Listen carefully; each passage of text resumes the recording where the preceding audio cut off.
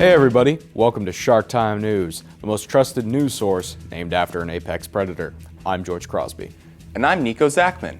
Speaking of sharks, we'll be covering that shortly, as well as zoo animals on Twitter, a new Mark Twain book, Usain Bolt losing his medal, and indoor farming. But first, let's learn about the state of California's most recent attempt to separate from the United States. Recently, there's been speculation that California has been trying to break away from the United States. California's Secretary of State, Alex Padilla, said that the group California Independence Campaign, say that 5 times fast, was given approval to attain 600,000 signatures to be on the next political ballot. This is not the first time California has considered this. There have been many attempts, but this is the first time since the 19th century. The last time a state or groups of states seriously tried to secede from the United States, well, was the Civil War. Many people believe that the United States is losing middle-class manufacturing jobs to other countries where labor is cheaper. Since 2000, the U.S. has lost 5 million manufacturing jobs, and President Trump believes this is due to trade imbalances. However, a recent study at the Ball State University indicates otherwise. The study found that between 2000 and 2011, 87% of manufacturing jobs were lost due to efficiencies caused by robots and computer automation, while only 13% were lost due to trade. On to lighter news. In 1947, the Bulletin of Atomic Scientists created a Doomsday clock, symbolically counting down to the end of the world. Oh joy, be it from nuclear weapons or climate change. Earlier this week, the clock was moved forward 30 seconds, now at 2.5 minutes from midnight, the closest it's been since the height of the Cold War. Spokespeople for the group explained the change as the United States now has a president who has promised to impede progress on both nuclear disarmament and global warming. Last year, the town of Rutland, Vermont became the first in the state to gain approval to host Syrian and Iraqi refugees. Since then, opinions in the town have been split, with the majority praising the welcoming actions taken by Mayor Christopher Louris, while others voice concern over the vetting process. So far, the town has received 2 Syrian refugee families with open arms, but residents fear they may also be the last, with President Trump signing an executive order indefinitely suspending all immigration from Syria, Iraq, and 5 other predominantly Muslim countries. Concerns about Muslims have also affected the U.S.'s northern neighbor, Canada.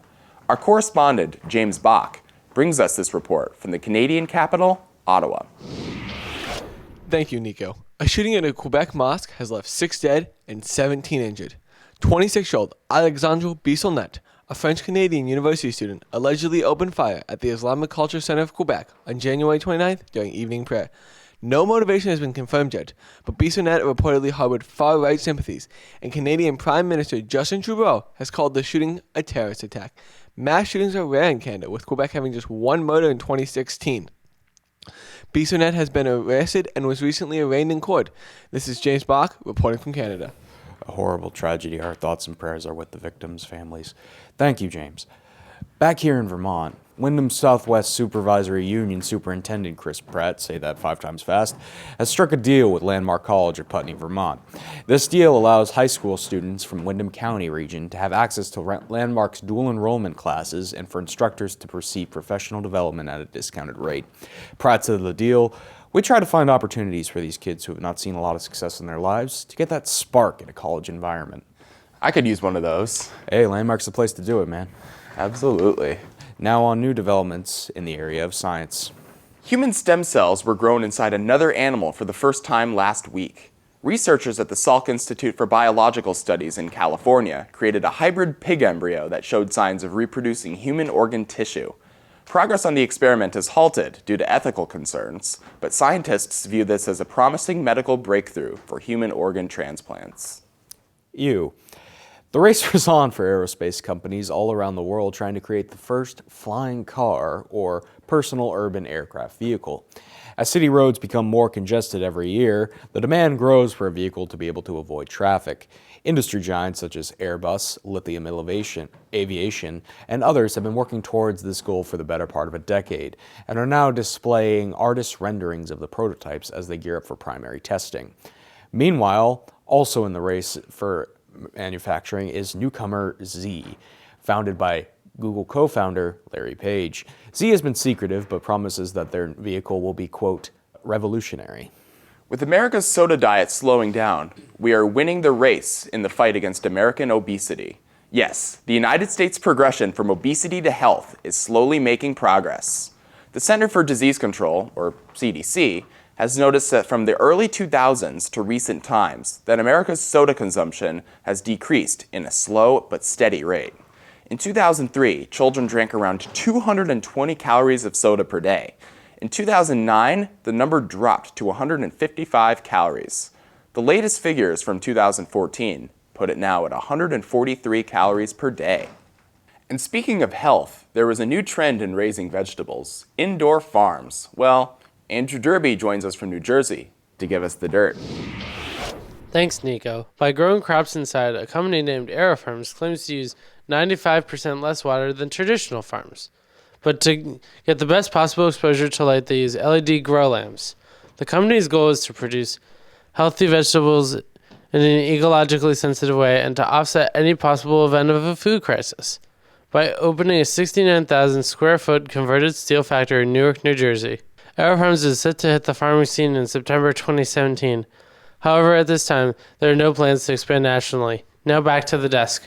Thanks, Andrew. Now for sports, let's visit our correspondent, Mike, in Australia, to learn recent tennis tournaments results. Thanks, George. Switzerland's Roger Federer won the Australian Open, defeating Spain's Rafael Nadal. Federer's thrilling 5-set win over Nadal gives him his 5th overall win at the Australian Open and the 18th Grand Slam of his career. Federer has the most Grand Slam titles, followed by Pete Sampras and Nadal at 14th each. Federer is now focusing on London, England, hoping to add to his Grand Slam total with a win on the grass at Wimbledon this summer. This is Mike reporting from Australia. Now back to you, George. Thanks, Mike.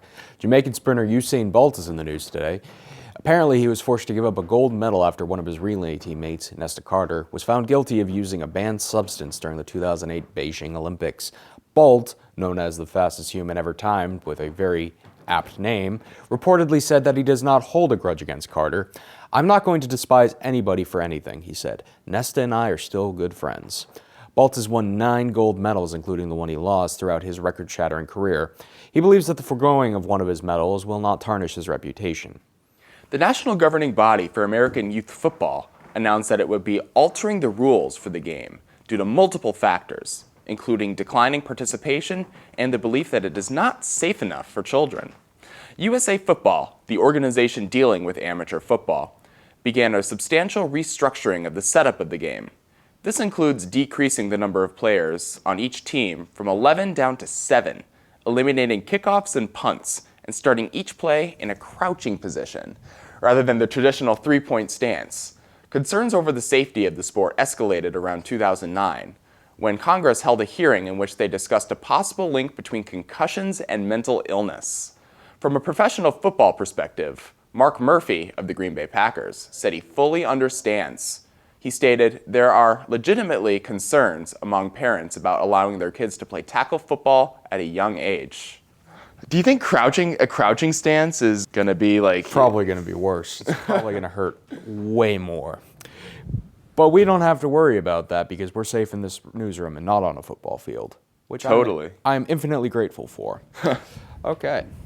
Hey kids, tired of reading the same old fairy tales? Well, a 138-year-old story written by famous author Mark Twain will be available soon. The story, written by Twain back in 1879, is scheduled to be published on September 26, 2017. The book was recently discovered by Mark Twain Papers and Project at the University of California at Berkeley.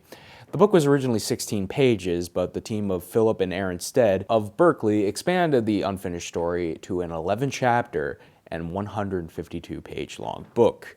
The name of the book is The Purloining of Prince Ogelmargerin. On February 13th, women celebrated Galentines Day, a day all about women. The idea comes from an NBC's Parks and Recreation episode broadcast 7 years ago. It's a holiday about females celebrating females. It turns out that all over the United States, small groups of women do social activities, like going to the movies or going out to eat. It's still gaining popularity today as a major holiday. In our final story, the Smithsonian's National Zoo welcomed a new female gray seal. The 33-year-old mother, Kara, is the oldest seal to give birth at the zoo. This is Kara's third baby. Gray seals have moved from the endangered species list to less concern due to a successful birth rate. Their numbers have grown to about 600,000. Nice. The pup is in good health, and her photo was posted to the Smithsonian Twitter page, going viral. There is no shortage of cute animals on Twitter, as other zoos are following suit. Well, that's going to about wrap it up here for this edition of Shark Time News. I'm George Crosby. And I'm Nico Zachman, and you've been watching the second most trusted news source, named after an apex predator. We lost our title to Raptor News. Oops. Until next time, guys, just keep swimming.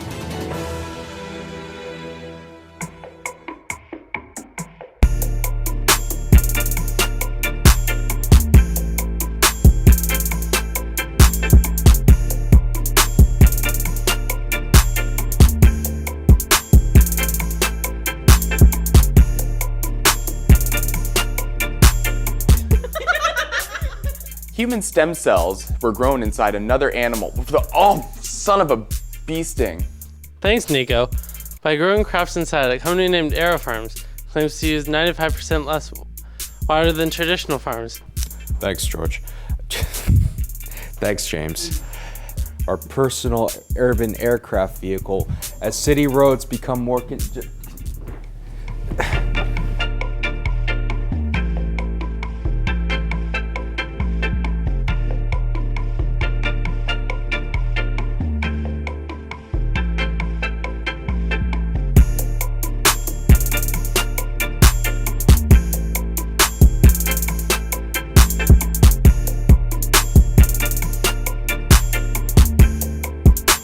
Beatboxing in the microphone. Oh, yeah. Oh, yeah. In our final story, the Smithsonian's Yay! Oh boy, the purloining of Prince Ogelmargerin. America first, Australia sucks, Eureka's failing, prepare to go to war. Now for sports, let's visit our correspondent Mike in Australia to learn about recent tennis tournaments. Switzerland's Roger Federer won the Australian Open, defeating Spain's Galentines. There are no plans to expand nationally. Researchers at the Salk Institute for Biological Studies in California. Hello, guys, can you hear me? Guys! Am I live? Progress on the experiment is halted due to ethical concerns. Given Soda consumption. lithium elevation. What the?